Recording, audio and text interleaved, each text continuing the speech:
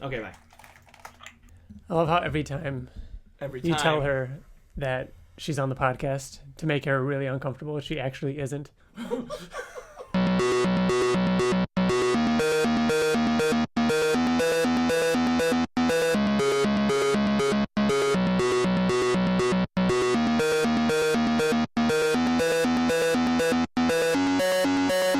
Hello and welcome to the Invincible Podcast, probably the best superhero podcast in the universe. This is a show where friends get to sit around and talk all things Invincible, a comic book by Robert Kirkman, Corey Walker, and Ryan Ottley. On today's episode, we're going to be talking all about Capes Incorporated. This is what Robert Kirkman referred to as his first completed series. Joining me, as always, is TJ. Hello. Bill. Oh, it's Bill. And I'm Ryan. Yeah. How are you Bill. guys doing? What? Yeah. What kind of grown man tickles another man? A very confident grown man that is, doesn't care about titles or anything like that. A lot of people like him, find him attractive. So that kind of grown. Why? Why do you ask? I don't know. I just noticed that you're that kind of man, only without the attractiveness. Anyway, so how are you guys doing? I'm doing great. It's finally nice outside here in Buffalo. So nice, finally. Yeah, it's gonna thunderstorm tomorrow. Is it supposed to thunderstorm? Yeah, I've been doing a lot of outdoor stuff with the kids. And TJ, how have you been? Oh, I'm doing all right. It is nice outside. It is indeed. It's 81 degrees outside, and TJ is wearing a hoodie. Yeah. And jeans. And jeans. I'm always cold. Okay. I'm very comfortable. Bill, I want to talk about Avengers. We're going to save it for the end of the episode like we You usually don't want do. to talk about it with me, Ryan? No, I'm just saying. Oh. Bill was the last person talking. I cut him off by saying Bill, and then I kind of went back into it by saying I want to talk about Avengers. I want to save it towards the end of the episode like we usually do. I have a feeling our Capes discussion won't be super long, but when we're done with that, I want to talk about whatever else we've been watching, playing, reading, and whatnot. Avengers being one of those things. And we've also played God of War. Oh my God. Bill, how many times have you seen Avengers? You've only seen it the one time? One time. TJ, But I want to see it a second time. This is the first Marvel movie in a while that I actually want to go back and see again. Not because I was like, oh my God, but because I feel like there's stuff that I missed. You and I talked briefly about it. TJ, you and I talked more about it, but I want to talk a little bit more later. Did you guys only also just the I one saw it time 3 have times. seen it? What? Yeah. TJ? Once. One Time. Probably because you were too busy going through puberty, right? Growth spurts. It's time consuming. It takes a lot of time.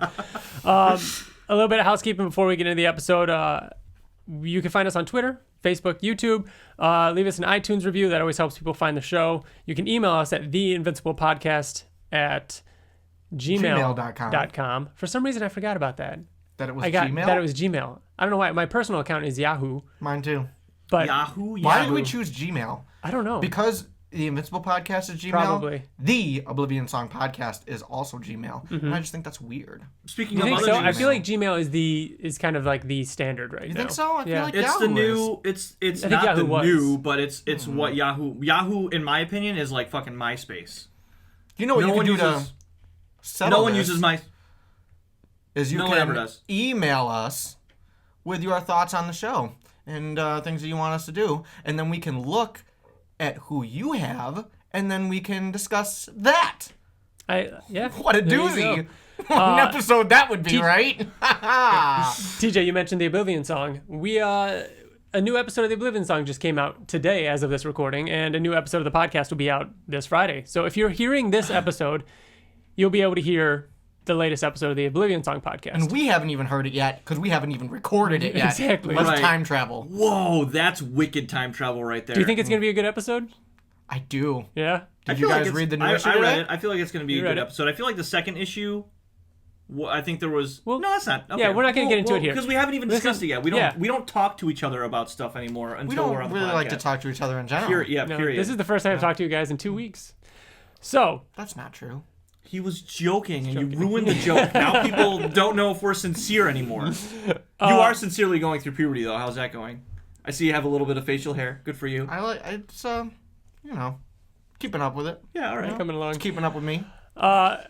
Next episode of this podcast, though, is going to be out in 2 weeks, and we're going to be doing another Super Fight episode. The first one was a ton of fun, and we wanted to get back to it and do another. So it'll be Super Fight Round 2, If you have any suggestions, if there are any characters that you want to make sure we include, if there are any locations or any attributes or any kind of modifiers you'd want us to make sure we include in our super fight deck for Invincible related fights, we'd love to hear it. If we want it to be like really challenging, we should throw some capes characters. We'll throw some capes characters. Well, now the last one we did was before we read Invincible Universe and Guarding the Globe, so we'll be able to put some of them in there. Like we could put a bunch more in there, and I don't know. I'm excited for it. The last episode was a lot of fun.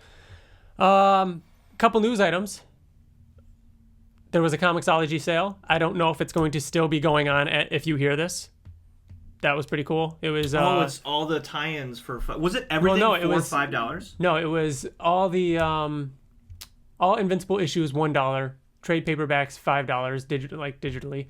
What? And then $1 an issue for trade paperback. Every trade paperback of Invincible was $5. No, each digitally. Each yeah, one. I know. Yeah. So 1, 2, 3, 4, 5, 10, 15, 20, 25. Each one is $5 a piece. That's crazy. Yeah. And then all the Invincible Presents issues. That's what I was talking about. The Invincible Presents Adam Eve and Rexplode. Those ones were $1 each. So you would get that whole series for $5, which there are a lot of Invincible. $1 for a trade?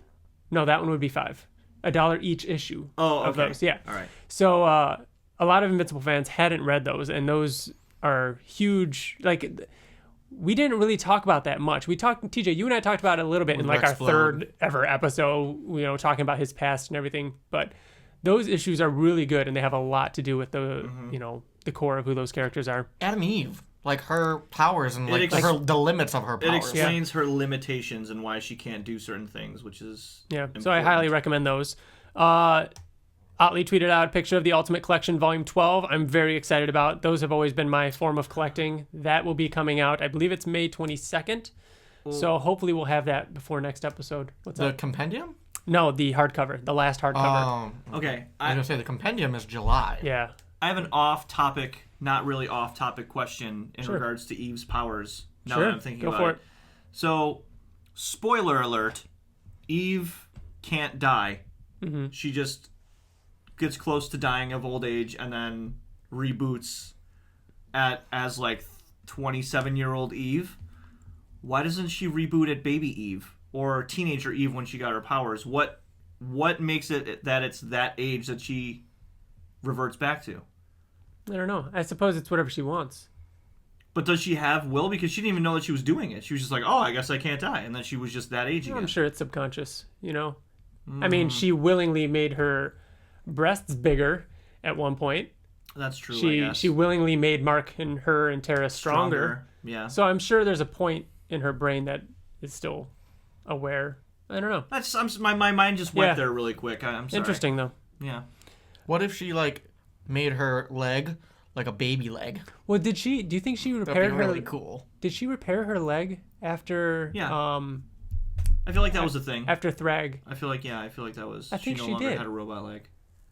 I wonder if we talked about that. Did we talk about it back then? After Thrag? Remember when... After they died. Yeah, after they died. She brought them all back. Remember when Oliver died and she brought them all back? Because she had that leg chopped off by Ursula. I have a feeling she regrew her leg. I wonder if we caught that. She did. She wouldn't have put a robot leg back there. No, exactly. Yeah. Interesting. Might have to go back and listen to that episode where we talk about it just to see if we even caught that. I don't think we talked about it because I feel like I would remember. All right. I threw this in here, TJ, just because I didn't talk to you about it, but you posted a picture on your Twitter account, TJ, of a new Omni-Man sketch that you got, which was awesome looking. Yeah. That was pretty cool. How'd that come about?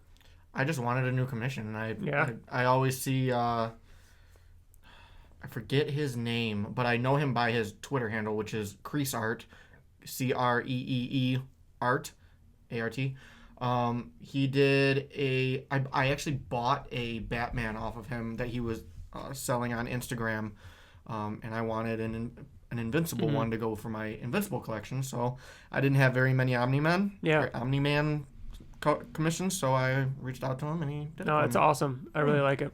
It was really cool. I saw that too. Did you see it, Bill? I did. Glad. I'm glad you saw it. Did you enjoy it? It was just in passing. I just scrolled through really quick. Another thing I want to talk about. Ryan Ottley, former, thank you, TJ, Invincible artist. His first independent, I guess you would say, comic came out in the form of the Amazing Spider-Man Free Comic Book Day issue. What did you guys think of this? Soon to be Amazing Spider-Man #1 out in July. Is it July? Not July. June? No, it's July. Really? We gotta wait 2 more months? Yeah. So they're just re-releasing this comic again as issue 1? No. They're releasing... I think this is standalone. I don't think this is So going to this be... is issue 0 and then issue... I thought it was the first half of the first issue. Interesting. It did I'm seem not kind sure. of short. Could be wrong. I could have sworn it was, though. Anyways. Reading it or looking at it more for the images, it was weird. It was like...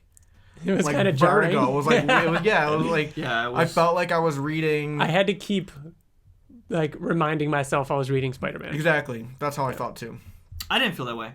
No? I was looking at Otley's art. I was expecting like Kirkman-y writing. You know what I mean? Yeah. And it didn't feel that way, so it felt very bizarre. I felt How like the bizarre, writing, you ask?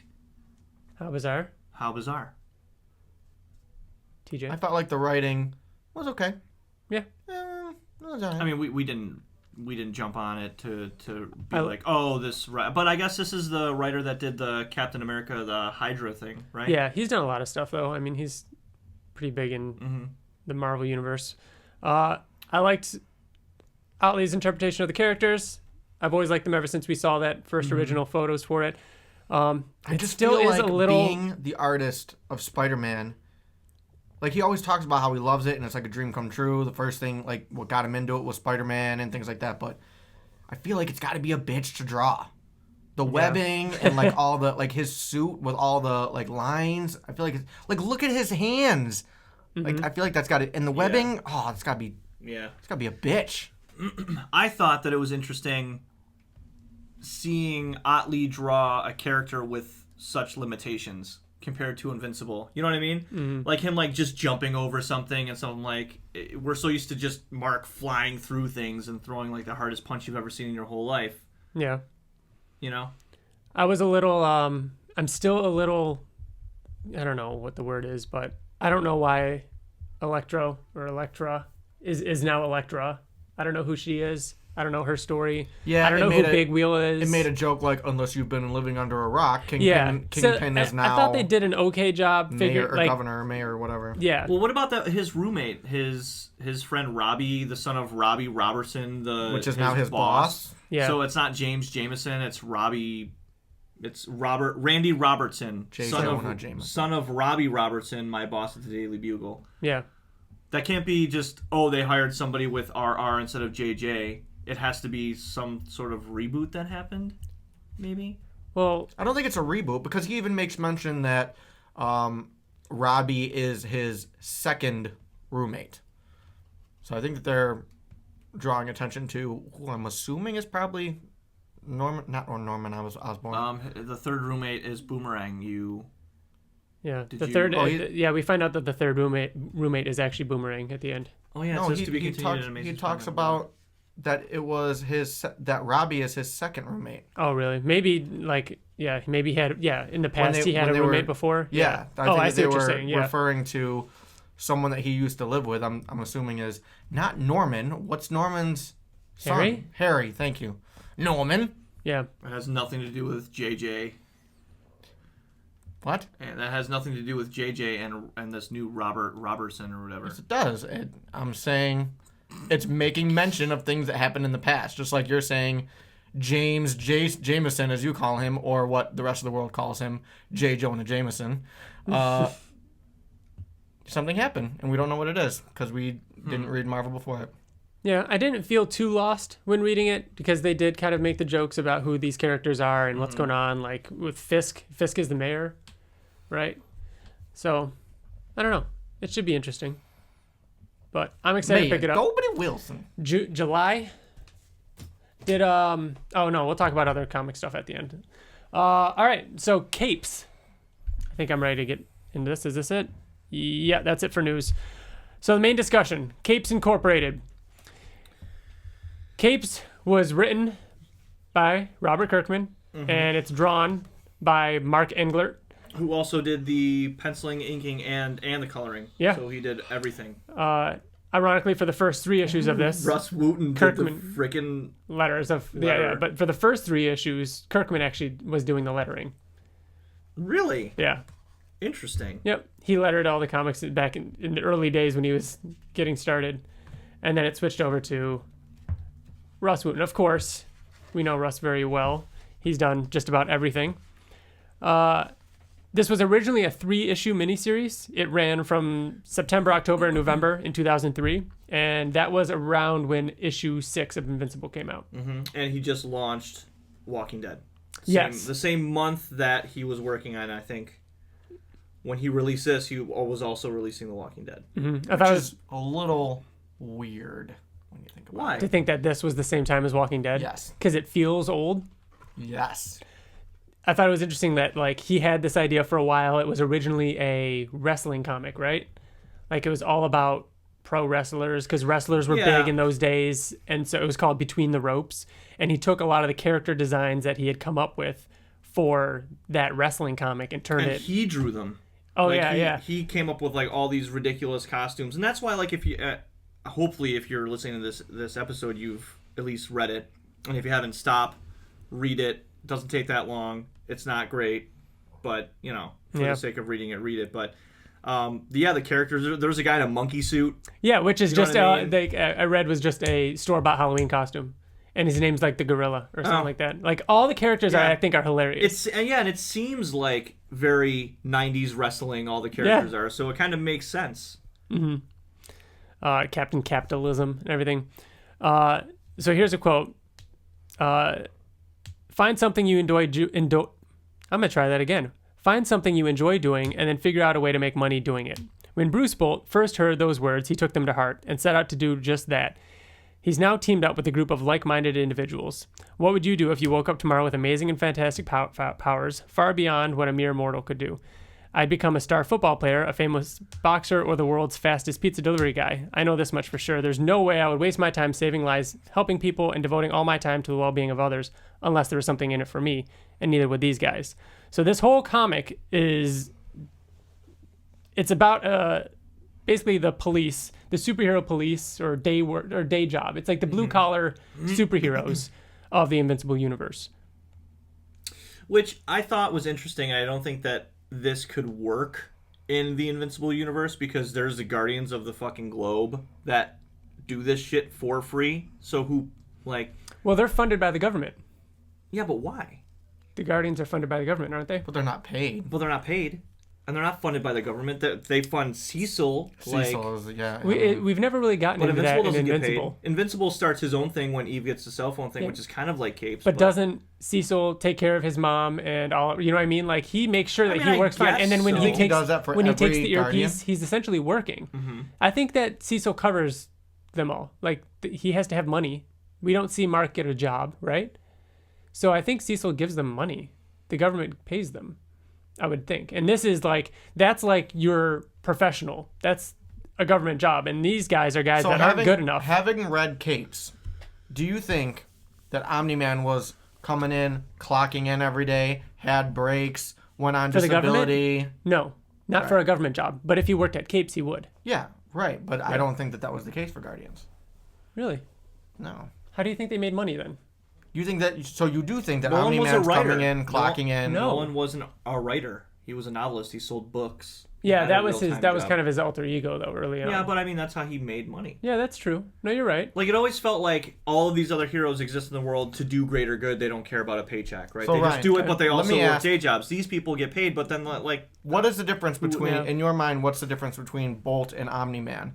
When it comes to their day-to-day. Why is Omni-Man getting paid and Capes is getting paid, but Capes is expected to show up to work, clock in, have hours, he's got a normal job, lifestyle. I think that Bolt in Capes actually punches in and gets a paycheck and is expected to go on patrol. He's a police officer.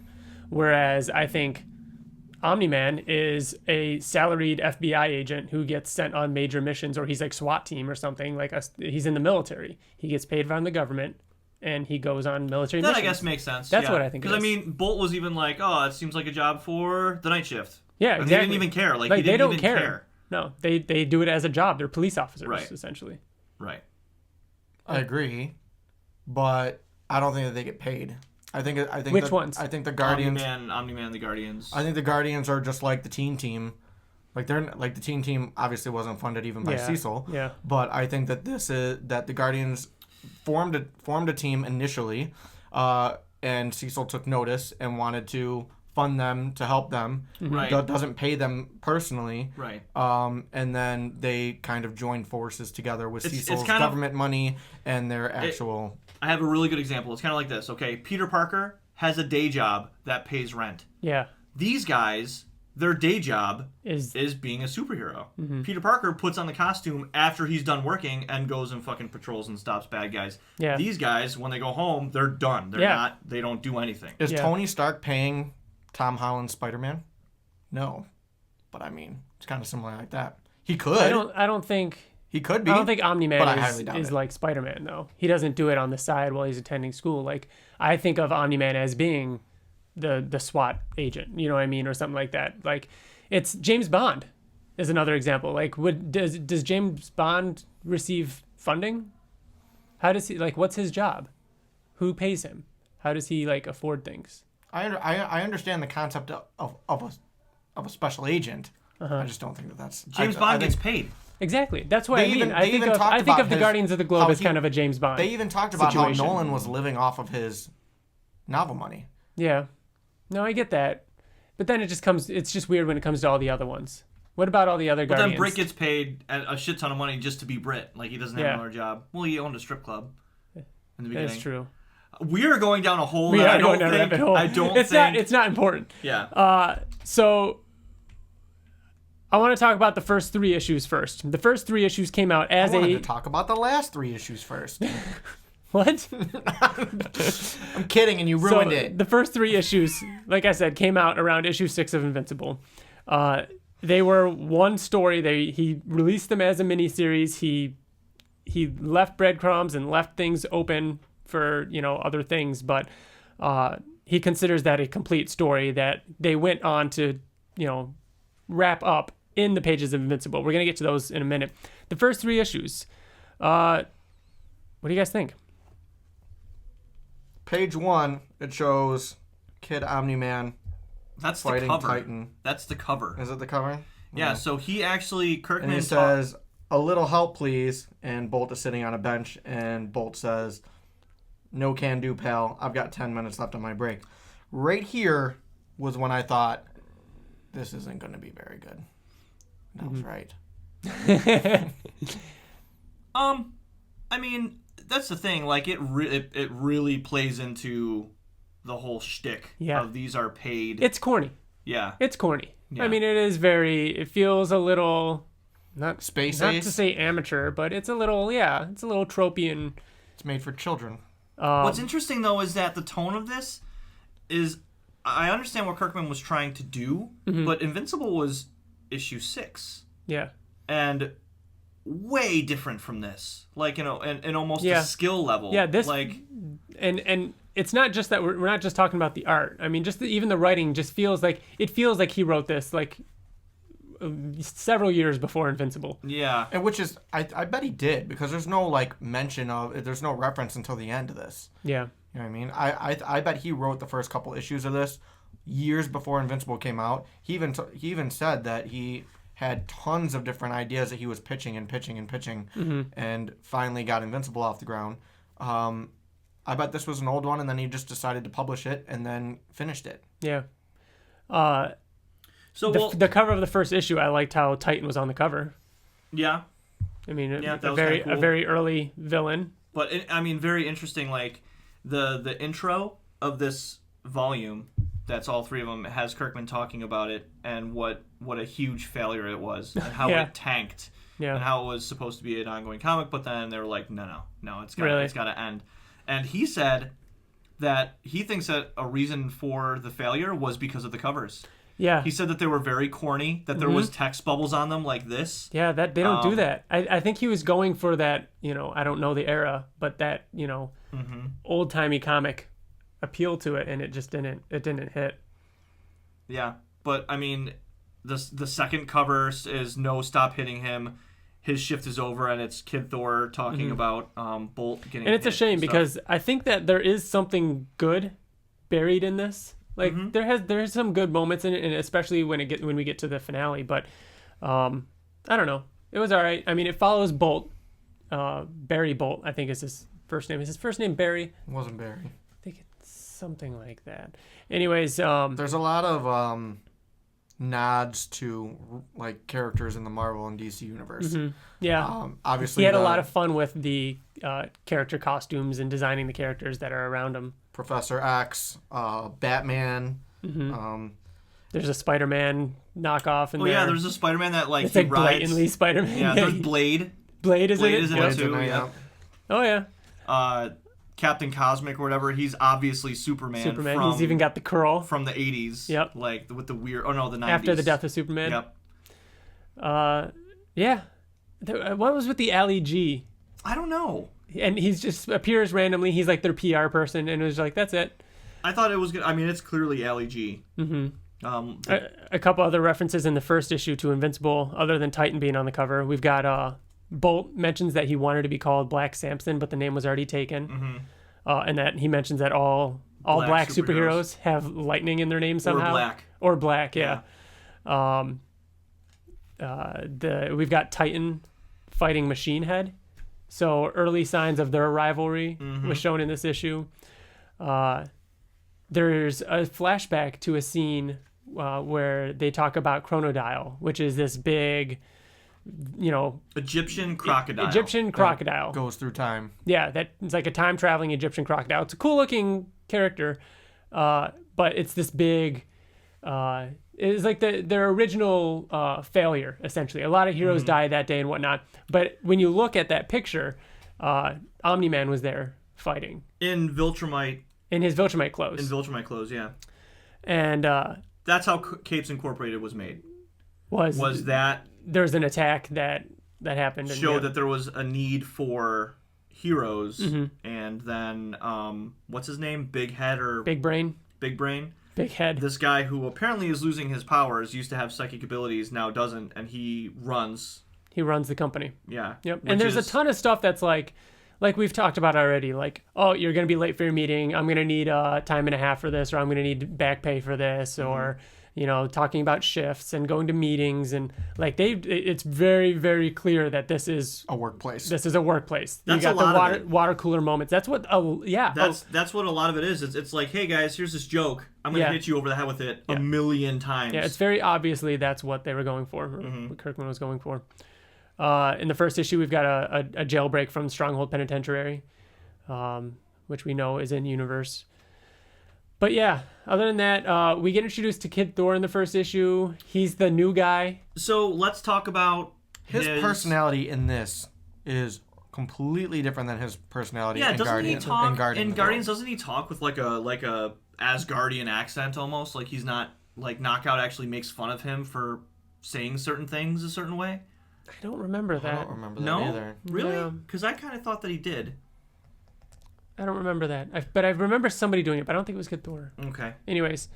But yeah, so he's like the new guy. And so it's kind of following along with Bolt training him in a sense and like showing him the ropes. And he gets introduced to Knockout. And those are the two characters that we know more than anybody in this because they go on to be in the Guardians of the Globe and whatnot. But that's really the majority of the first issue. We don't need... There's not much more to that we need. The second issue, we find out more history between the Meteor Twins and Big Brain. Find out about his Bolt's home life. Yeah. Married. He's got one kid? Two kids. Two kids, a son and a daughter. That's right, yep. It's very... I feel like Bolt's day-to-day life reminds me very much of Mr. Incredible. Yeah, it does kind of have that feel to it. Yep. And there were some funny things, like him getting his cape caught in the door. Yeah, that's kind of what reminds me of Mr. Incredible. This is where Vault came from, who we've seen in several different universe moments. But very small in this. You think he's smaller? Wasn't he? No, he's always the size of a human. Is he? Yeah. Oh, I thought remember in Wolfman when Mecha Maid reprogrammed him to walk himself to the jail? Oh yeah. Yeah, that was good. Yep. But so Knockout in this one of the main things that you'll see that she has huge breasts, like huge, and you can see her nipples through her shirt. Yeah, like the art is very like, what's the word? It's over the top. It's like it's very expressive of anatomy. Yeah. But not in a normal comic book way, like in a. No, it's more in a like Sunday comic kind of way. Yeah. I was gonna say more of a typical comic book way. And but they play up with that. She mentions it because Knockout's like, so because they go on a date and she doesn't have them. Flat-chested. She's like, where are your boobs? Yeah, and so she explains that and that's poking fun at comic books in a sense that like nobody wants heroines that are flat-chested. She wears fake boobs. Yeah, because she gets for PR. Yeah, for PR. And she said that her salary has literally doubled since she started wearing them. Mm-hmm. So she wears them, but she doesn't have them when she joins the Guardians. No, she's moved past it. It's absurd in this. When I first read it, I'm like, what the fuck? Yeah, because when you first read this, you know who Knockout is. So you're like, this is just is the art really like that different? Yeah. We also hold on. There's something that I want to bring up. Okay. The fact that we saw this fight scene between Doc Cancer and Vault. They end up getting into a fight orchestrated by Bolt. But anyways, Doc Cancer is a character who his wife became immortal through science reasons or whatever, and Doc Cancer the immortal. No. But Doc Cancer couldn't take the fact that his wife was staying the same age and he was getting older, and everybody thought that she was his daughter, and he tried to do the same thing to himself to gain immortality, and he ended up turning into this hulking monster. That comes back in Invincible, and we're going to talk on it later. It does? Yep, we'll come back to it. Oh, interesting. I just wanted to bring that up. But yeah, at one point, I think it was during the first issue, Commander Capitalism was thrown through time because of something that happened during that original fight with Chronodial. And all throughout the first and second issue, Clairvoyant is just hitting on people and taking them home. As she does. And having sex with them. Yeah. So we first met her in Guardians. In the Invincible Universe. Oh, Invincible Universe. That's right. She comes into that. Yeah, she's part of the team. She's the one who was like the Black Ops team. Yeah, I thought that Clairvoyant was in guarding. No, she was in. No, she joins the team in Invincible Universe number 6. Joins the team, like as in like the Black Ops team. Yeah. Mm-hmm. Yeah. I thought that she was introduced to us though in guarding. Ooh, this is interesting. Okay, so issue 3, the cover is a big fight scene, and it has Bolt knocked out and thinking, disability, here I come. So once again, playing on the whole they get paid tropes. But in this issue, you actually learn that Kid Thor and Knockout are connected. Yeah, and not only that, their fates are connected. Yes, and not only that, but I believe one of you asked during their paths are connected. But their fates are connected. One of you asked during Guarding the Globe or Invincible Universe or whatever it was, Kid Thor's history, and it's like, so is he immortal? If he doesn't let go of it, then how does he get what happened to the previous Thor? Well, we learn about his history in the first issue. We learn about so you learn that his great like one of his great ancestors was a blacksmith that was renowned, and when Thor lost his original hammer, his ancestor was commissioned by Odin to make it, and it was blessed. Yeah. But then Thor found his hammer, gave the hammer back to the guy who made it, the blacksmith, and since it was blessed, it was like fucking magic and stuff. So it was handed down generation to generation, father to son, and now it's Kid Thor. He does say that his grandfather was the previous one, because you had asked Bill, I think it was you, that like, so what happened to why does his father not still have it? Thor-Man. Essentially, isn't it? Thor? No, Thor-Man. Is it Thor-Man? Yeah, he was like, wait, so did you know Thor-Man? He's like, yeah, that was my grandfather. Yes, that was the previous one, right? Right. Yeah. Yeah. So the history is Thor-Man was fighting. He was called the Boxer. The Boxer or something? Yeah, he was a villain. Yeah. That had boxing gloves. He was robbing a bank or something. Yeah, that when he wore both of them, it gave him strength and invulnerability. But one fell off. He wasn't a bad guy. Yeah, dude, you didn't even. The Boxer was. Yes, I did. He's a security guard at the bank. You idiot. He's so stupid. And then he steals the gloves. Yeah, bums. So I do my homework. Yeah, look at your face. So what we're talking about, Ryan, is that where the boxing gloves originally came from before her grandfather found them they were on a villain called the Boxer. Mm-hmm. Who was robbing a bank. Yes. And the one boxing glove fell off. Thor-Man's hammer, annihilated him. Mm-hmm. And the security guard of the bank stole the gloves, wore them, was a hero for a little bit, and that was Knockout's grandfather. Right. Did you guys catch this? Yeah, it looks like the Dark Knight. Take on Dark Knight Returns. Oh, yes. Yep. I don't think I caught that, actually. There's a panel that it looks like Dark Knight Returns where he's in that pose with the lightning bolt behind him. It's the same same exact thing. So Knockout found the gloves when he was originally going to sell them, and she was like, no, I want to keep it. And she became Knockout, the superhero. Mm-hmm. So Thor-Man, because of what he did, created Knockout. Yeah. In a way. Yeah. Which is actually pretty cool. Yeah. The guy in the red, white, and blue costume starts dating Holly Winters, the immortal woman.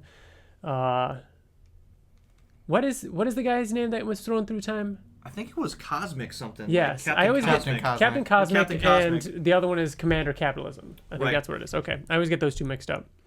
And there's 3 people that have these red, white, and blue American flag costumes, and I think it's supposed to be kind of redundant. Yeah, I think you're right. Yeah.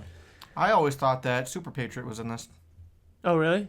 Yeah, Super Patriot's its own thing, kind of like Savage Dragon, I think. Yeah. Or it was his own comic. Oh, this is something we should mention.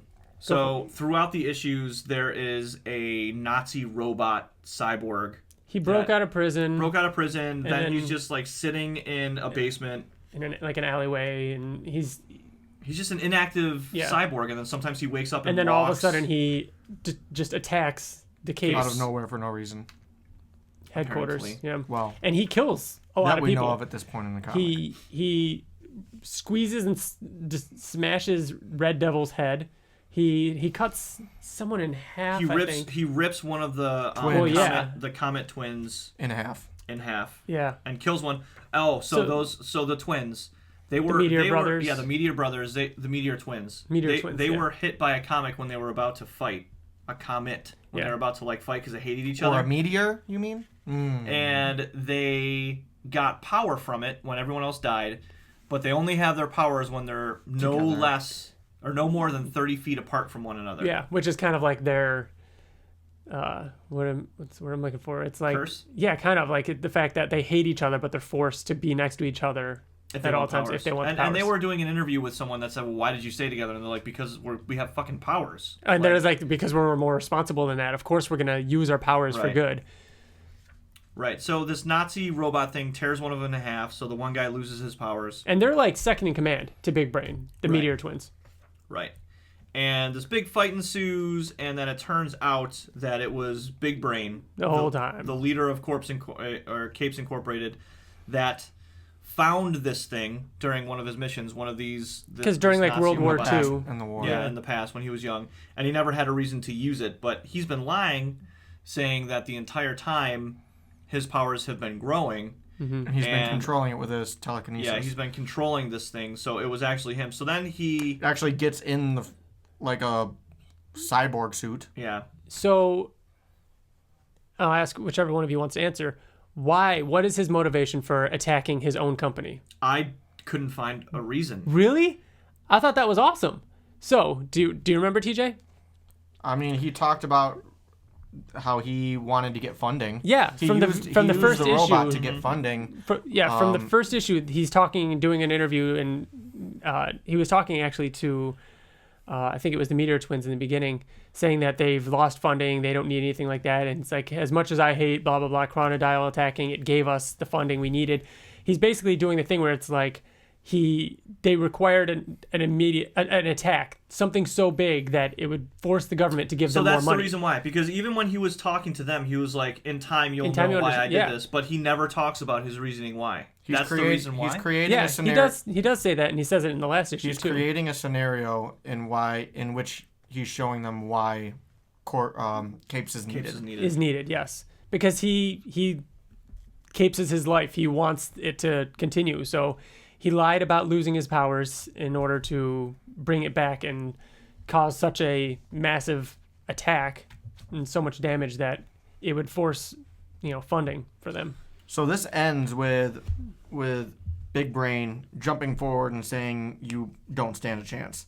And then you turn the page and it's a 1 month jump in time. You're talking about the next issue. So no, well, the last issue 3 ends with them kind of like going back to work and everything's kind of back to normal. But one of the Meteor Twins is now in charge. TJ, you're missing issues in that. That's really weird. Are you? Oh no, you're not. I'm not. Oh yeah, so it is 1 month later. Sorry, TJ. Yeah. Yeah. Sorry, I thought you were looking at issue 4.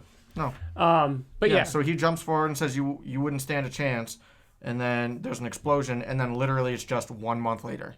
Mm-hmm. So we don't really see the end of that fight. Well, the end of the fight is he incapacitates everybody. You see everyone where their heads are. Yeah, and he stops everyone from. He's Professor X. He's the most powerful human being in the world, and that's why at the end of this, when he comes back, he's like, "Why are you pretending like you stand a chance?" Anyways. All right, before we get to that was how it ended. It ended with one of the Meteor Twins taking his brother's ashes, putting them on the shelf. Oh no, Marshall. Ed was the one who died. Ed is the one who died. Yeah. Taking his brother's ashes, putting them on the shelf, and not brother. What? They're not brothers. The 2 Meteor Twins? They're brothers. They're called twins, but they're not brothers. They're not really. They hate each other. They were in the Marines together. They were rivals. I could have sworn they were actually brothers who just hated each other. They were Marines together.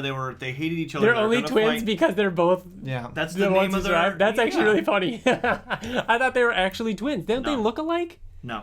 Are you sure? Their costumes did. Everyone kind of looks alike, but no, they look completely different. All right. That's racist.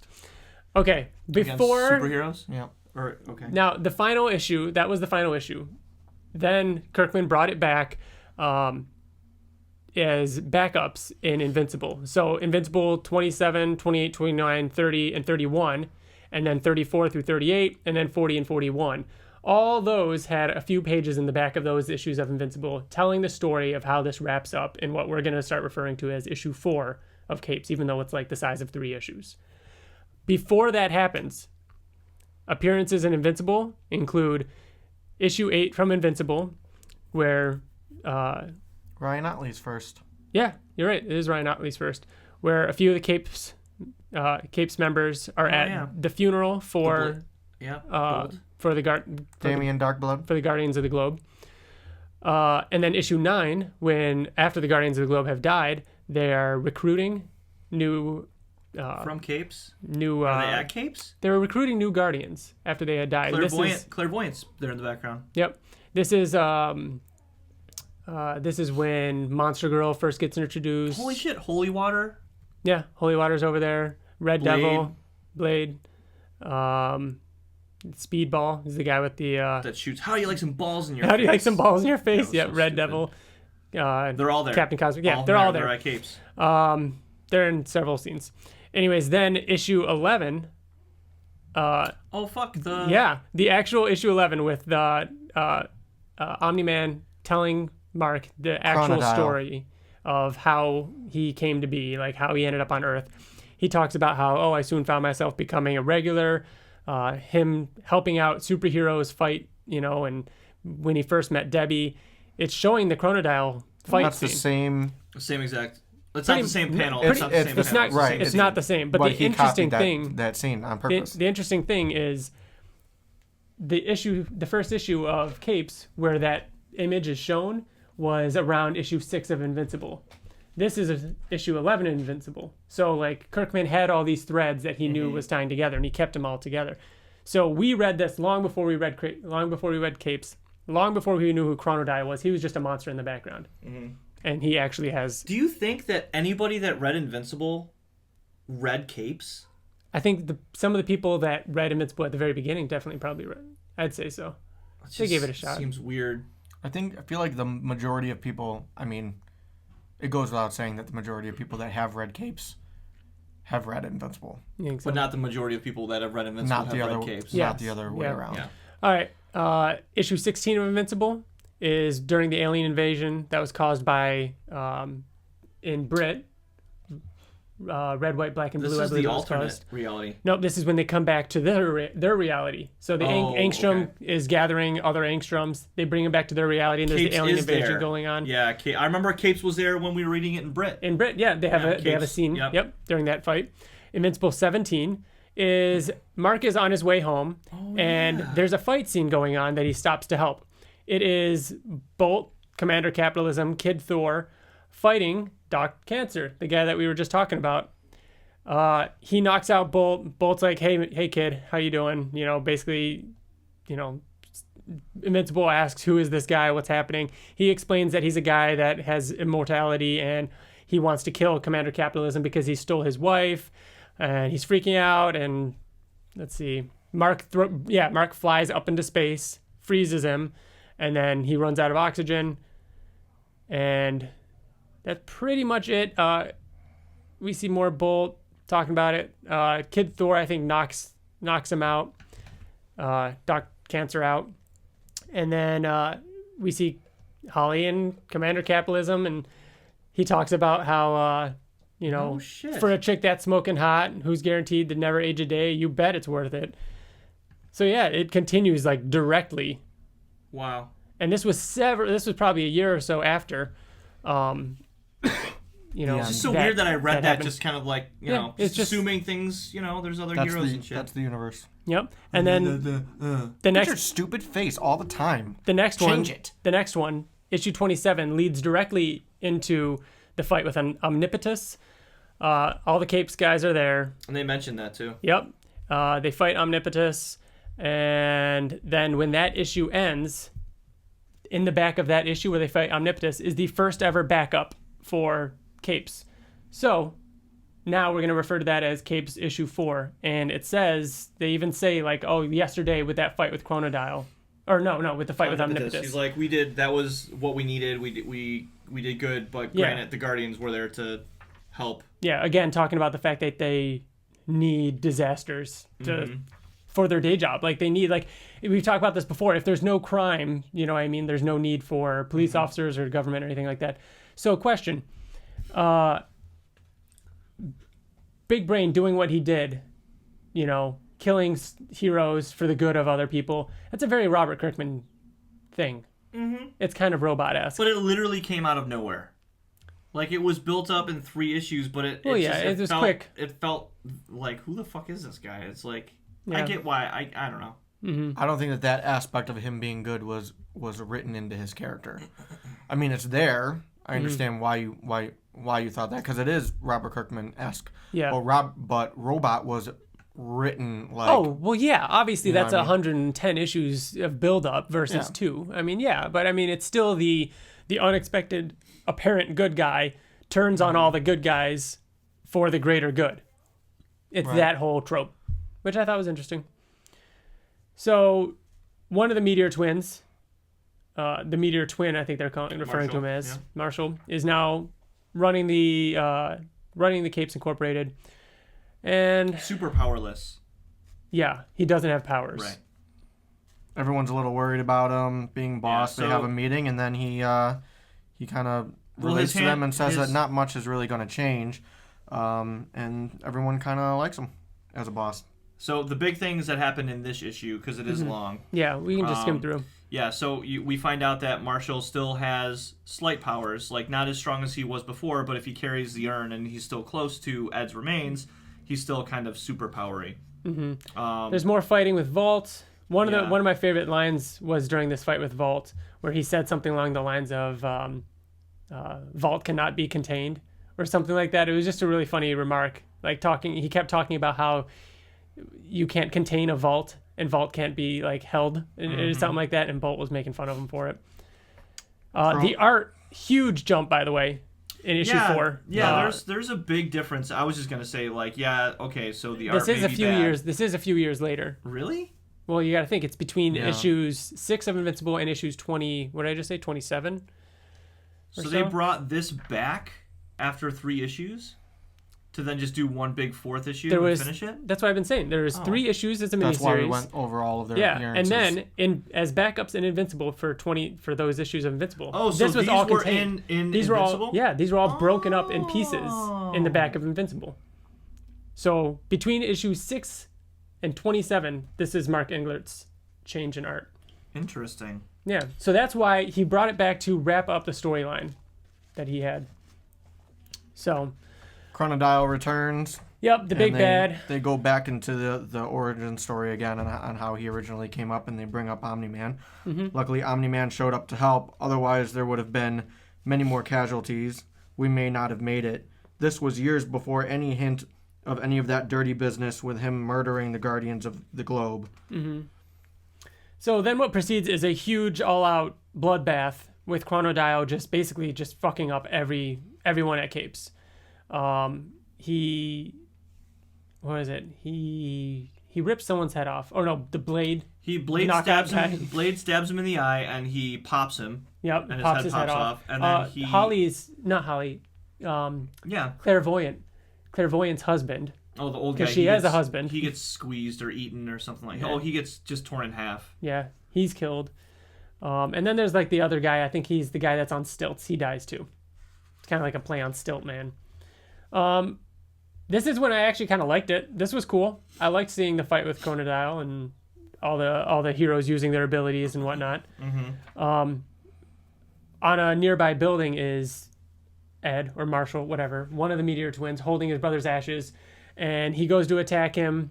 It's not enough though. He gets knocked back, and then he drops the urn. It's one of the grossest moments of the entire series. Well, he touches the ashes and he feels the power, and then realizes that he needs to eat the ashes of his partner. Yeah. In order to gain full cool. power. Yeah. And he becomes like Meteor Master. Meteor Master, which is a cool Meteor name Master too. or Mr. Manhattan. Yeah, exactly. So what we learn later on is that the meteor that crashed was actually containing another being. A third being. And he was divided into the two twins, whatever. Mm-hmm. So for 30 years, this all-powerful being, which whole purpose was to become this again, mm-hmm. he needed to bond with another being to then become this thing. He became one again. Was being held apart by the Meteor Twins, which I thought was kind of ironic. You know what I mean? Yeah. He destroys Chronodile in an awesome way. This was pretty cool. So he fucks him up, and then gets tossed aside, and Chronodile's like, "Oh, this still isn't enough." And then he flies through the back of his head, and he's still talking through his mouth, and his jaws ripped apart, and he's like, "It's still not enough." And then Meteor Master says, "You've got a few seconds left. Make the most of it." And he flies towards him with his hands in crossed. a Generation X kind of thing. And then when he flies through him, swipes his hands outward mm-hmm. and chops the top of his head off from his mouth, which was pretty badass. Yeah. Look at this art. This is actually really, really good. Good for you. Good for you. This was pretty cool. And then so it ends. Capes is like, "Oh my gosh, what happened?" I love how they're like, "Oh, why, now that you can help out, you're our new manager essentially. You're the boss of us. What would you have us do?" And he's like, "No." He's like, "No, I'm leaving. I have more important things to do. Why would I help you?" Me. Yeah, and does it clairvoyant or somebody calls him an asshole? He's like, "Oh wow, you morphed into or knockout." She's like, "So you a galactic asshole." Yeah. So what he says, this is his big spiel. So he says, "In my newly unified state, my cosmic awareness has been restored. After I arrived on this planet, my essence, my life energy, was divided amongst two hosts. My powers enabled me to become the Meteor Twins. The two of us served the planet and its people for years. Now that I am whole, my life energy is once again complete. My full powers are at my disposal. The universe is vast, more so than any of your species can comprehend. What you do, your entire civilization is insignificant. Were I to remain here, it would be a waste of my abilities." And then he says, "In fact," and then he just flies off. Sounds very much like Dr. Manhattan. It does kind of. Where he just has no need no to regard be there. for humanity. I like this guy. This guy's made up of brains. His name's Brain Boy. That's pretty gross. But that's his first appearance in this. Is it? No, actually, he's in one of the issues by the water cooler. Mm-hmm. I like how one of them. It's the there's two like kind of Batman knockoffs. One of them has like a purplish, Night, which is the best one out of all of them. His name is Night. Night.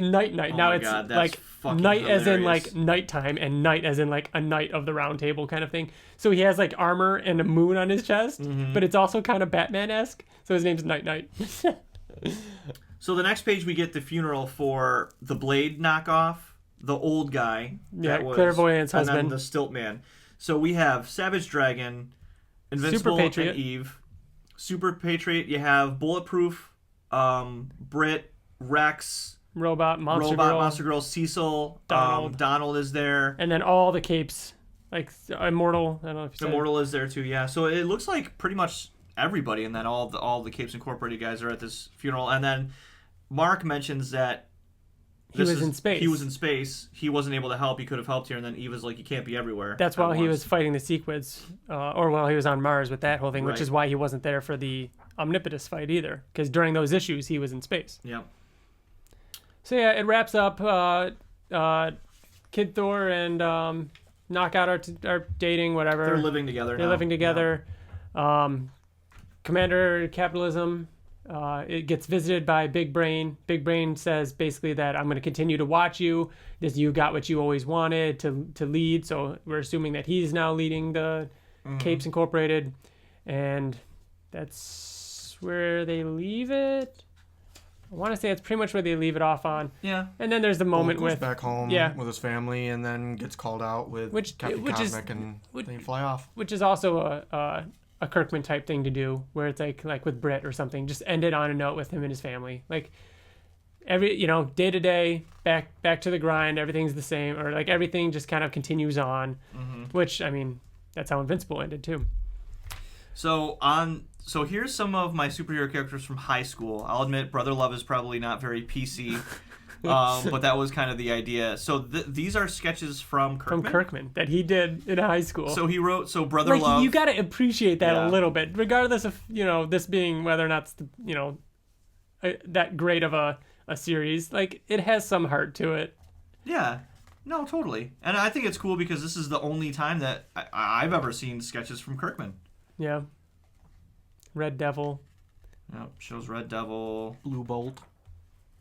But no. Before we talk about some other appearances by Capes, because I've got them all right here in the Invincible Universe, I have a couple questions for you guys about this volume. How do you think this fits into the Invincible Universe? Capes? Yeah. What do you mean how? Like how well does this fit into the Invincible Universe? I don't think that it... I don't think that it's necessary. Okay. That's another question. So is it like, would you recommend it to an Invincible fan? No. No, I wouldn't. TJ? No. Would you? Not really. I think it's cool supplemental material. Like, we talked before about how, like, we probably should have read this first to get kind of like origins of Knockout and Kid Thor and everything like that. But at the same time, like, I almost feel like it's better reading it last, because otherwise you wouldn't care at all about those characters. Yeah. So it's like, yeah, you've seen Volt and Wolfman and Invincible, and you've seen Machine Head and Titan and everything. Those are what kept me going through this for the most part. Like, knowing those characters reappear, knowing who those characters actually are, I think are what helped. I'm sure there are people out there that will like this and that do like it and have read it. But like I said, it isn't terrible. Is it worse than you expected, Bill? Better than you expected, or it's worse what than you I expected? Was it really? Yeah, it's worse than I expected. It was a lot worse than I expected. It was a little better than I expected. I had really low expectations. My motivation to read it years was like the little time was because we had to record the podcast. Yeah. I think this compared to Invincible Universe and Guarding the Globe doesn't even compare. And of course it doesn't hold a candle to Wolfman. I thoroughly enjoyed Guarding the Globe and Invincible Universe. Like, those ones were, I think, pivotal moments in the Invincible Universe. Like, if you want to get the whole picture. It is like a 15-year difference between the two. Which That's is another very, thing. It's very obvious. Apparent. Oh, yeah, apparent. Yeah, it's very apparent. Yeah. That was a good word, wasn't it? It was very good. Good. So, next up, I want to talk about the other appearances that they've made. The next one is going to be in, I believe it was Invincible 34, we saw Knockout and Kid Thor in that alternate in the dimension. future, yeah. This was before Guarding the Globe. So the only time you would have seen them would have been in capes. So wait, that timeline doesn't make any sense because... No, it doesn't. That timeline was changed because Mark went back. You're right. Then in issue 48, when Doc Seismic is, what is he, kidnapping everybody before by the Magmites, and that's when he holds them all underground, and that leads up to issue 50. Issue 60, everybody's in issue 60. At one point, when all the different Invincibles from other dimensions are attacking, the capes... Oh, yeah, they're going to attack normal Mark. The capes think that Mark is one of them, so they go to attack him. That happens. What else? Yeah, they're seeing several pages in Invincible 60. Then in Invincible 61, they're seen helping in the background with the cleanup. There's one point in which Powerplex is fighting Mark and wants to kill him, and Commander Capitalism tells Kid Thor not to get in their way. They've got it covered. In Wolfman, I think it was Wolfman issue 5. They're seen fighting Construct. Kid Thor's there. It's funny, Kid Thor and Red Devil actually offer Wolfman a job at Capes. They give him their business card. I remember that. And he says he'd consider it. Yep.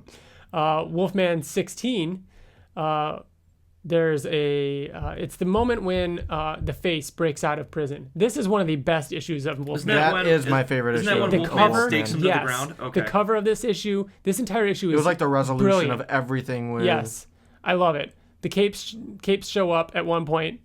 Clairvoyant, Red Devil, there's Hawaiian guy. Speedball, all of them. They all show up. Even what's his name? Holy Water.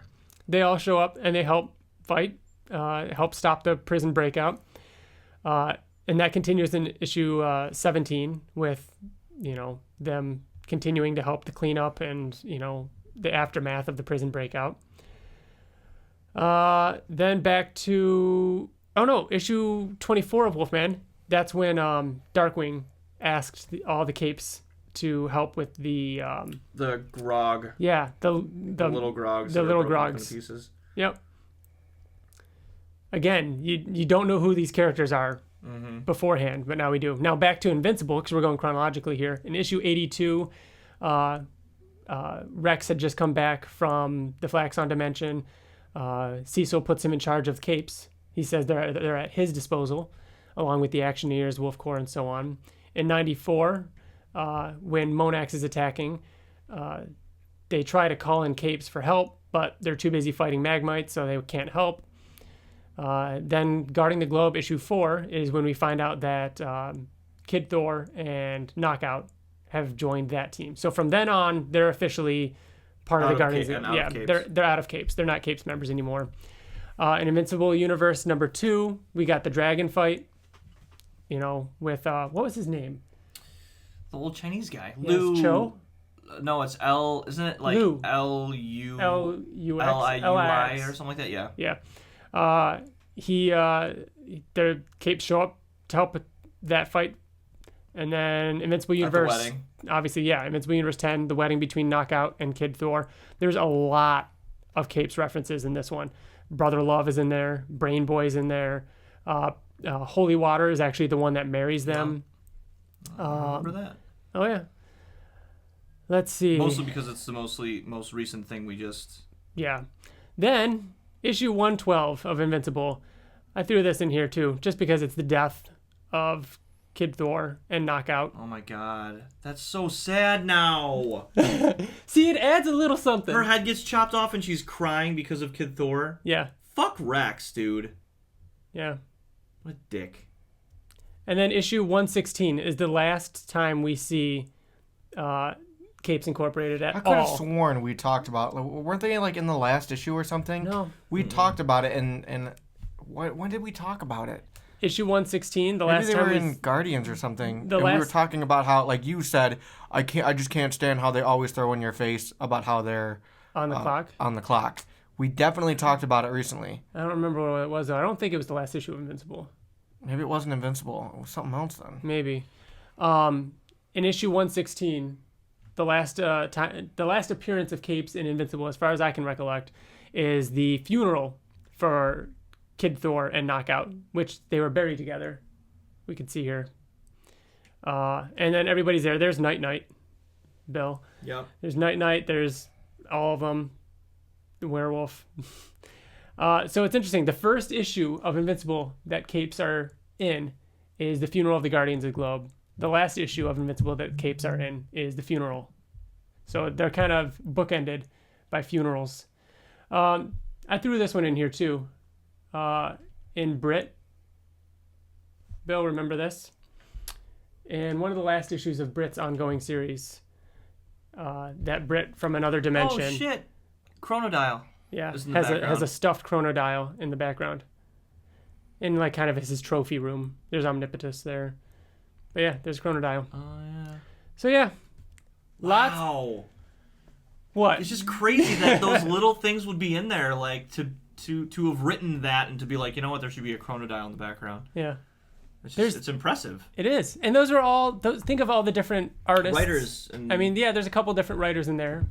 But ultimately, I mean, I think it just goes to show that, like, one time in early Invincible Universe issues, it was actually Ransom Getty that was doing the art for this issue. They were saying that they needed to bring on more members. This was before they got Knockout and Kid Thor, I think. You know, where they got that second batch of members for the Guardians. They were saying like, "Oh, look around," and they asked Invincible, and it showed them asking them. And at one point, it shows Shapesmith next to a guy, and he's like, "Hey, how about this guy?" And they're like, "No."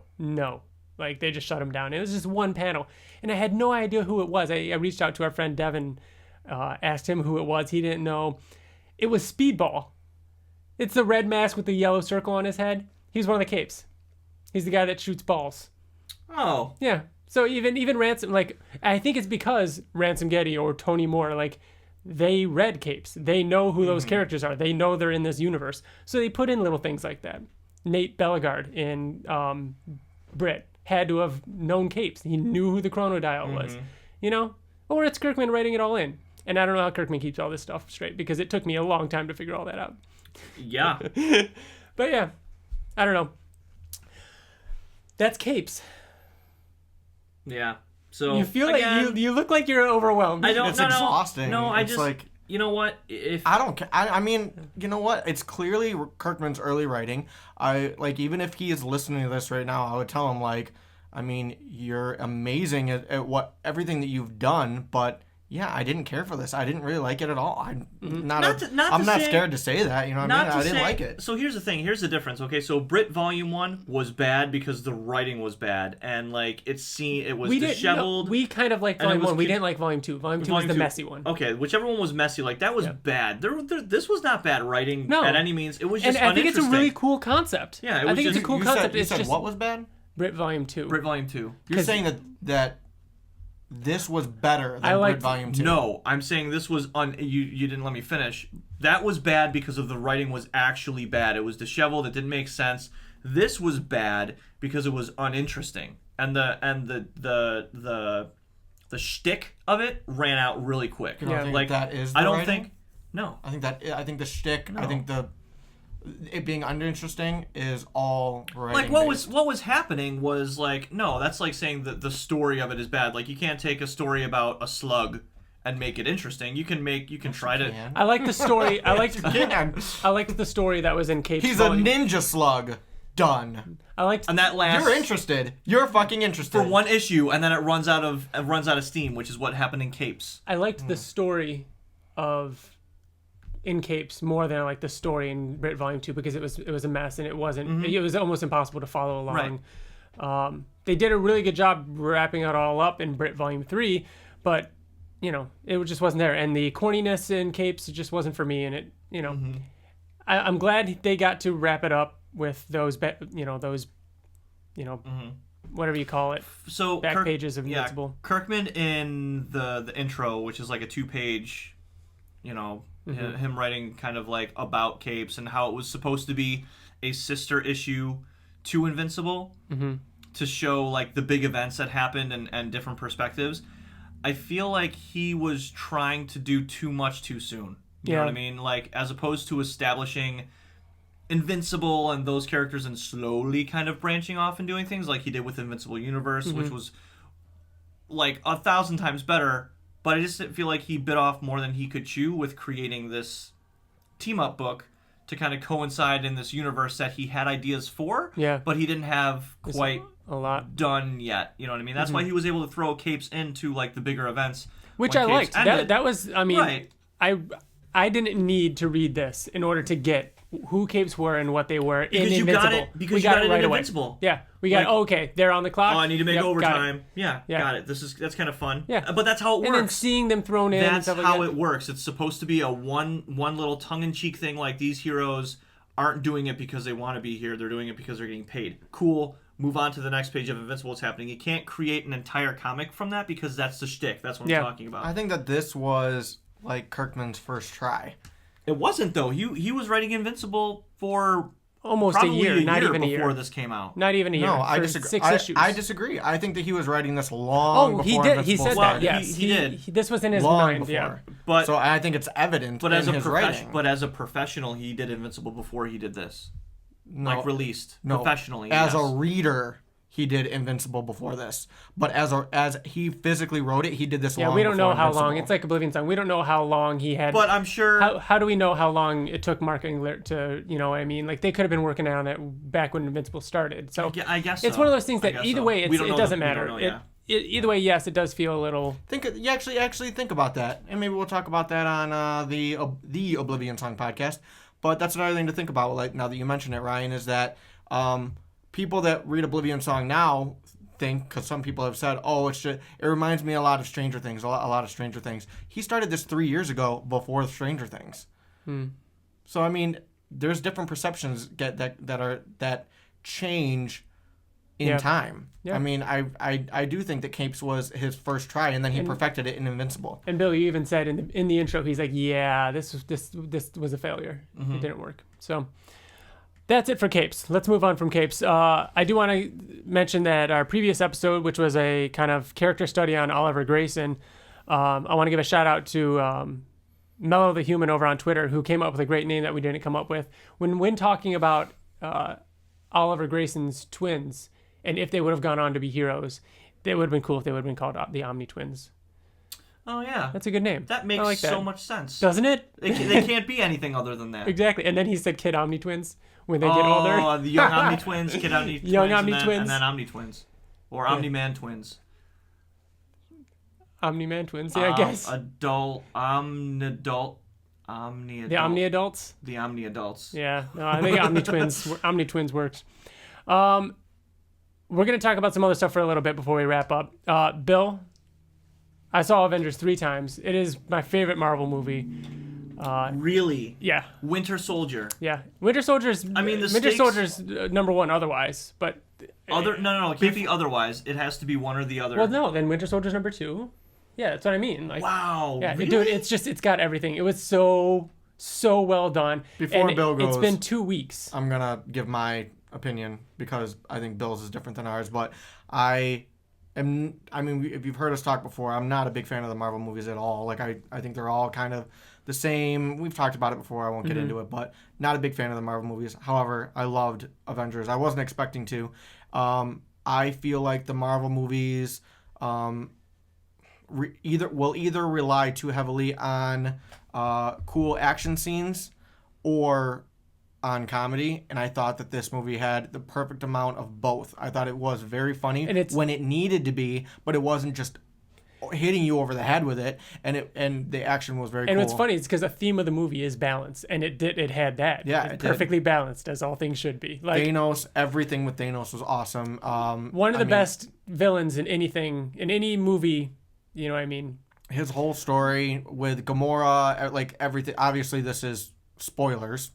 Yeah, again, I guess we should say it, but there's no way somebody's listening to this podcast. Not that we've ruined anything yet, but... There's no way that somebody's listening to this podcast that hasn't seen Avengers, but there's your spoiler warning. Yeah, so everything with Gamora, everything with, I don't know, I felt like the worry with these types of movies, like it was with like Civil War, is are all these cameos going to feel forced? In Yeah. Civil War, I thought for sure, in my opinion, they were. Yeah. They were forced. Dude, it's the Russo brothers. This one did not feel. I don't think these cameos Civil War did not feel forced at all. I think not Civil one War of them. felt better than Civil War in terms of the not There's cameos, no but question. all of them. But it still didn't feel bad. I didn't leave the theater feeling like, they're pushing them all into it. So what do you think of Infinity War? So my original take on Infinity War was that it was outlandishly good up until the very end, where everyone quote unquote died and turned to ash. To me, that I was like, why? Like, why would you even do it if we know that Guardians 3 is coming out and We know Spider-Man, 2 we is know coming Black out, Panther like, just and- made $1 and billion. Doctor Strange. Why? Like, that to me is just like, it fell right into the comic book trope of these characters are all going to come back. Even you said, Ryan, that it wasn't about that because Infinity or Avengers 4 could be about the That's how they get original. back. It was filmed Phase back 1. to back. Like this, Right, this getting is them- only half the story. Like, I would be okay with it. The only way that I'll be okay with it is if they come back almost instantly or the first half hour of Infinity War, Volume 2, or number 4. The reason why I hate that idea, though, is because, first of all, I think you're wrong. But I didn't get to finish my thoughts. Go ahead. Okay, so the real deaths, to me, Yeah. were the hardest hitting things I've ever Yeah. watched. Like Gamora, Loki's eyes like bloodshot. Loki And slowly his neck, dying, like- and Thor not even being able to react because his mouth was like, and all he could do was mumbled scream. Whoa. I know. Okay, all right. So Loki dying. I'm so glad. Heimdall dying. I'm so fucking glad Vision died because I fucking hate him and Scarlet Witch. Scarlet Witch's accent was gone, by the way. I saw a lot of people mention that. I didn't catch on it, but you're right. When I saw, I'm like, why is she speaking with an American accent if she's supposed to be Sokovian or whatever? And but then it came back at the end of the movie. Yeah, it was a little all over the place. So Vision, and then who was the other big one that died? Gamora. So Thanos, that scene was the best God, scene. when he turns around and He's crying, but it's not like, even really it's not even tears? it's not even that he was crying. It's the scene of his face after he threw Gamora over. There was a blank, lifeless look in his eyes that was so real. That was so amazing. I read somewhere that... when Quill is freaking out in TJ's favorite scene, like saying like, tell me you're lying. Right. Tell me you're lying. He's like, tell me you didn't do it. And he's like, I had to. Yeah. Like, ugh. So That's not my favorite I know. scene. I'm kidding. That is my worst. I fucking hate that scene more than you're supposed to hate that Not scene. that scene, just that moment. That with Quill. moment, because like you knew that he was going to fuck it up. Okay. And I am right now. I'm like getting angry? boiling. I am so mad at him. Like honestly, I want him to die in Guardians. I legit want him dead for right. this. I fucking want him to die. So my favorite That's character, such bullshit. my favorite character and my favorite storyline was Thor's. My God, I'm gonna interject because I have to. You keep saying it.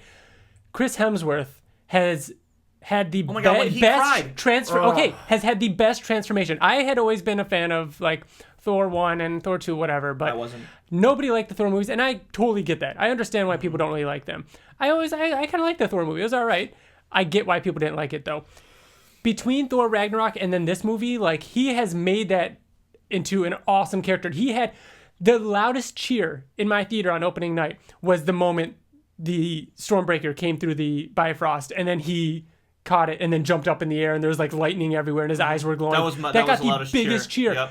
And the moment with him and the rabbit, you know what I mean, just sitting there, and like Rocket's like, time to be the captain. Yeah. And he's like gives this speech about how he's lost everything, and he's like, what else do I have to lose? Like that's such a good. He cried, but in a way that wasn't lame. Like it was just so. And again, though, perfectly balanced with humor too, because Rocket's like, because Thor's like, well, he's never fought me, and Rocket's like, actually, you did just fight me. Well, he never fought me twice. Yeah. Like, God, it's so good. Yeah.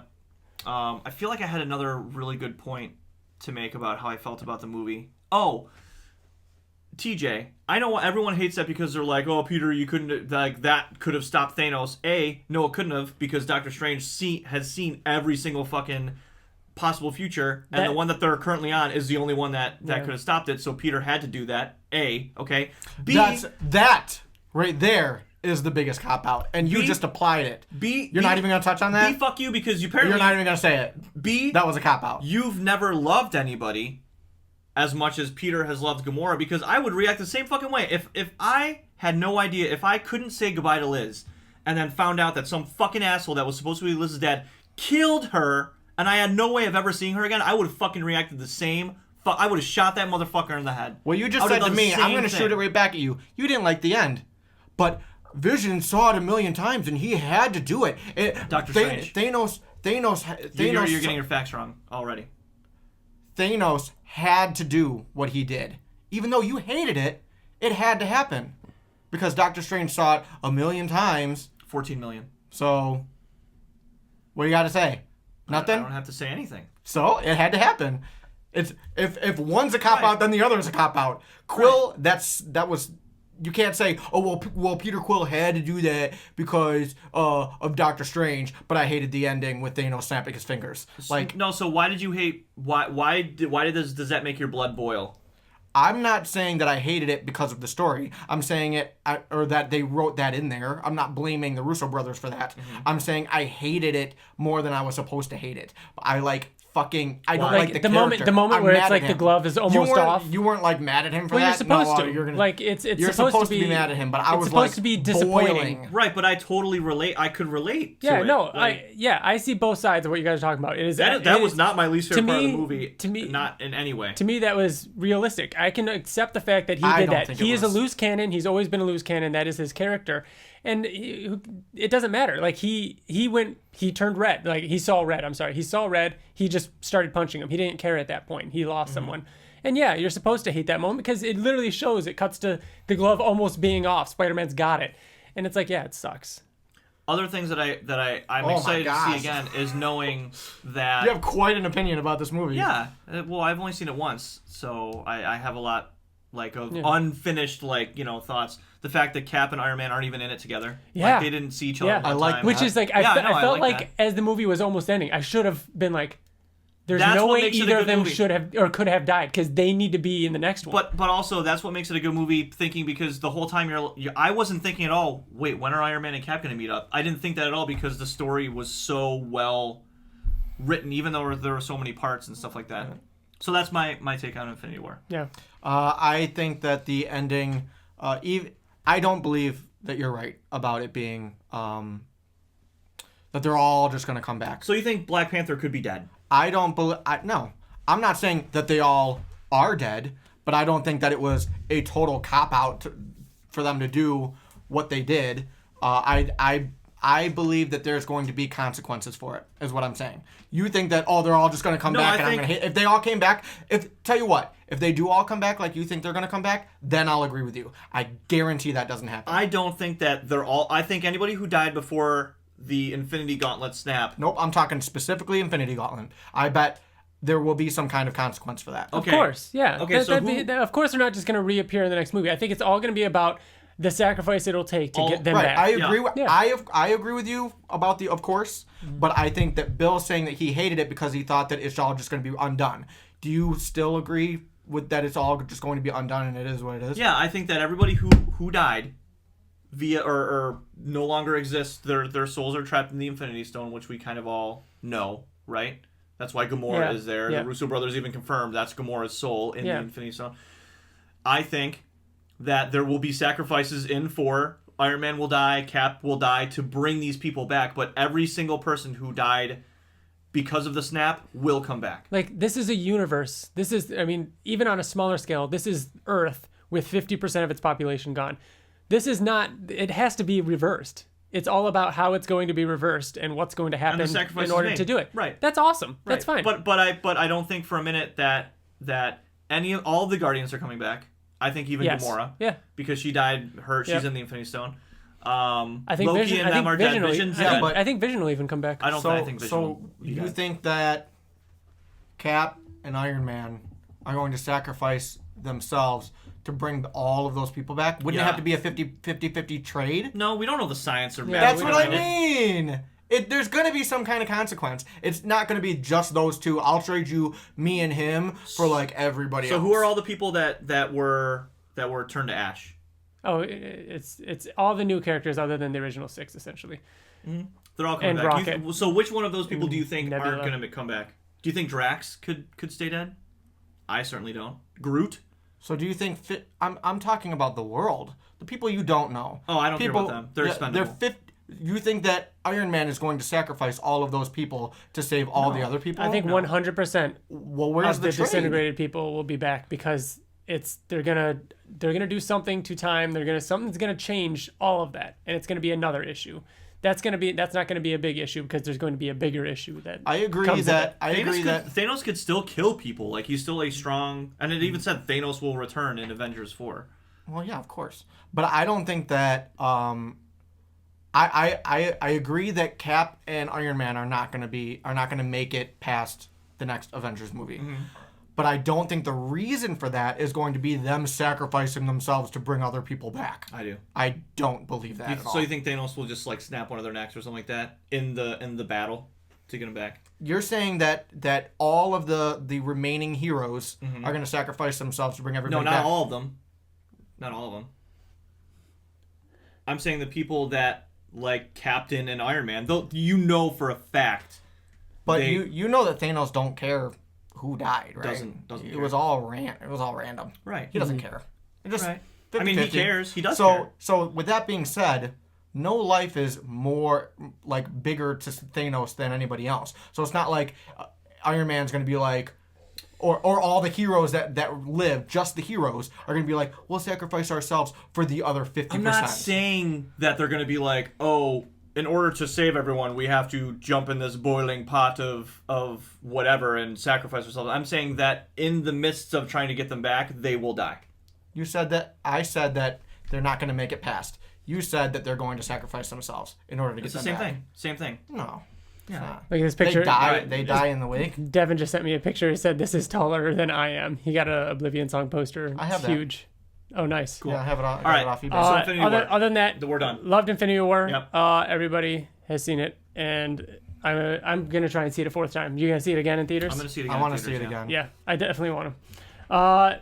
We're gonna wrap it up. Go play God of War. It's one of my favorite games of all time. It's perfect. And Bill and I have a bet that will be, I think next week we're going to find out the results of it. What? That Deadpool 2 will have a higher rating than Avengers on Rotten Tomatoes. Yes, I agree. I still think. That's what you think. Feel very strongly about I think that. Avengers will have a higher rating. We'll talk more about, like, if we get a chance at the end of next episode, if we want to talk more Westworld or any comic books or anything like that. Bill, you got to catch up on season 2 of Westworld. That new Venom comic came out today. I really want to read that. The Ryan Stegman one, TJ. Yep. The Donny Cates one. That's supposed to be awesome. I didn't pick that up yet. I need to catch up on Walking Dead. I'm a couple issues behind. Have you read any of that book? I have not read any Walking Dead. Since the New World Order section. Any of the stuff that we had talked about. I want you to catch up on that because it's actually really good. Next episode is going to be Super Fight Round 2. Again, like I said, write in with some suggestions or characters or anything you want to make sure we talk about. Thank you, everybody, for listening. If you've made it this far, I appreciate it. You can write to us at theinvinciblepodcast@gmail.com to be a part of the show.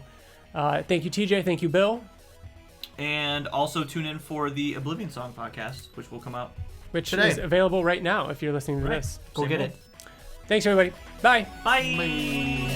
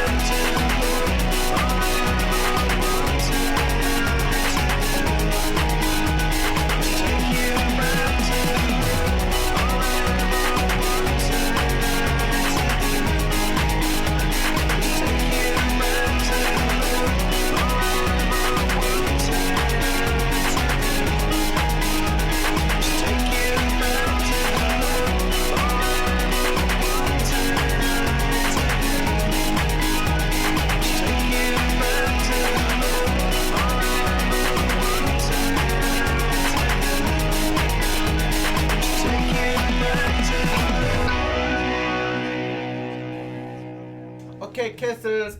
Okay, love you. Bye. Be safe. Have fun.